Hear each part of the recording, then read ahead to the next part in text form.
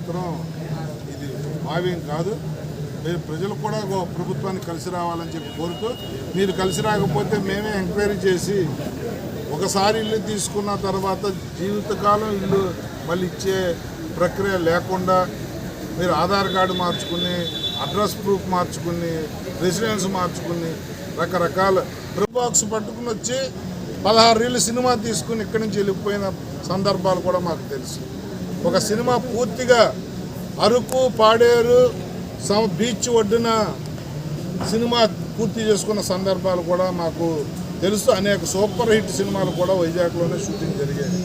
మరి దౌర్భాగ్యం ఏంటంటే గత 7-8 సంవత్సరాల నుంచి చూస్తుంటే పరిశ్రమ హైదరాబాద్ వచ్చిన తర్వాత హైదరాబాదు చుట్టూ లేకపోతే బయటికి వెళ్ళడం తప్ప వైజాగ్ని మీరు వాడుకున్నది లేదు.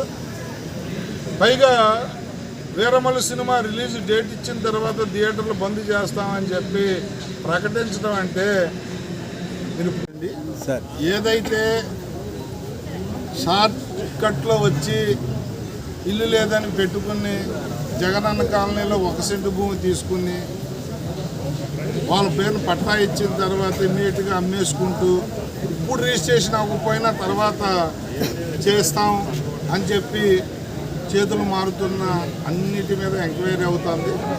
ఎట్టి పరిస్థితుల్లో ఉపేక్షించే పని లేదు.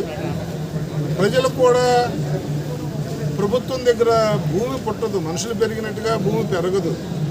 భూమి ఎంత ఉందో ఈ రోజైనా రేపైనా ఇంకో 100 సంవత్సరాల పైన భూమి అంతే ఉంటుంది. మరి ప్రభుత్వాలు ఇల్లు ఇవ్వలేదని మన గగ్గోలు పెట్టే మనం ఇల్లు తీసుకుని అమ్మేసుకుని మళ్ళీ ఇల్లు పెట్టుకుని మళ్ళీ అమ్మేసుకుని ఆ వ్యాపారం కూడా మానాలండి.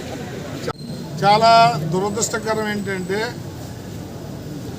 ఒక సినిమా హీరో మెగా ఫ్యామిలీ నుంచి వచ్చి సినీ పరిశ్రమను అంతా కూడా సినీ పరిశ్రమకు ఉపయోగపడి సినీ పరిశ్రమ వల్ల లబ్ధి పొంది ఆ కృతజ్ఞతాభావంతో సినీ పరిశ్రమ ఏదైనా చేయాలన్న తపనతో ఉప ముఖ్యమంత్రి అయినప్పటి నుంచి కూడా పవన్ కళ్యాణ్ గారు పరిశ్రమ రండి, ఒకసారి ముఖ్యమంత్రి గారిని కలవండి, మీ సమస్యలు ఏమైనా ఉంటే నాకు కూడా అవగాహన ఉంది కాబట్టి మీ సమస్యలు నా సమస్యగా బుద్ధాన్ని వేసుకుంటానని వారు చెప్పినప్పటికీ కూడా కలవకుండా అధ్వాన్నంగా గత 5 సంవత్సరాల్లో అంతకుముందు కానీ ఇప్పుడు ఈ సంవత్సరంలో కానీ గతంలో మేము 30 సంవత్సరాల క్రితం వెనక్కి వెళ్తే